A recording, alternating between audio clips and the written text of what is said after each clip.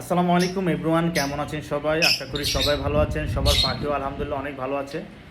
তো একটা কমন প্রশ্ন সবাই আমাকে করেছেন, প্লাস আমার ফাউন্ডিং মেম্বার থেকে আমি এই প্রশ্নটা জানতে পারি। আমাকে অনেকে বলেছেন যে ভাই, সবাই বেশিরভাগই লোক প্রশ্ন করতেছেন যে ভাই পাখি নেব ভাবতেছি, বাট একটা কমন প্রশ্ন মনের ভিতরে উঁকি মারতেছে, সেটা হচ্ছে যে পাখি সুস্থ সবল পাখি নিয়ে যাব, বাট ওইখানে নিলে হয়তো পাখি এফেক্টেড হবে, পাখিতে ভাইরাস আসবে।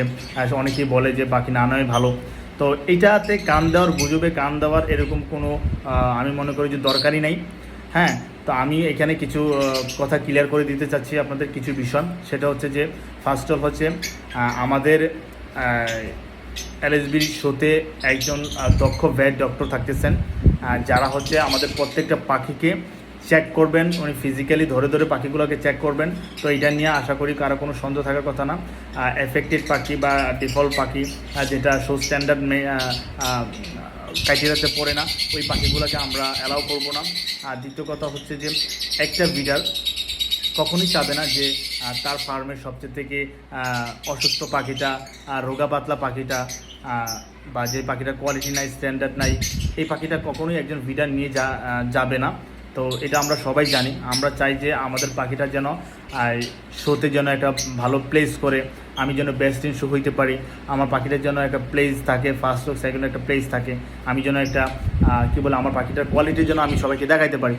তো সবাই চাবে যে তার সেট আপের সব থেকে বেস্ট কোয়ালিটিফুল পাখিটাই কিন্তু শোতে নিয়ে যাবে এবং নিয়ে যাওয়ার জন্য চেষ্টা করবে। তো আশা করি যাদের মনে এই প্রশ্নটা আসছে তারা ক্লিয়ার হয়ে গেছেন। তারপরে যদি এরকম শো রিলেটেড, যদি অন্য কোনো পাখি রিলেটেড অন্য কোনো প্রশ্ন কারো থেকে থাকে যে আপনি বুঝতেছেন না বা এটা কেমন হইতেছে, বা আপনার যদি কোনো কোয়েশ্চেন এই শো রিলেটেড থাকে, অবশ্যই আমাকে অথবা আমার ফাউন্ডিং কমিটি যারা আছে সবাইকে এনি টাইম, আপনি যে কোনো সময় যে কোনো পরিস্থিতিতে আপনি অ্যান্সার কোয়েশ্চেন করতে পারেন।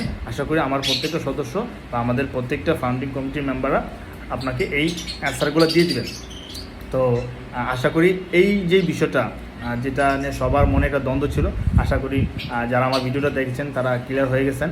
তারপরে যদি কারো কোনো প্রশ্ন থেকে থাকে, ওই যেটা বললাম যে সেম প্রসেস। আশা করি সবাই ভালো থাকবেন। আসসালামু আলাইকুম।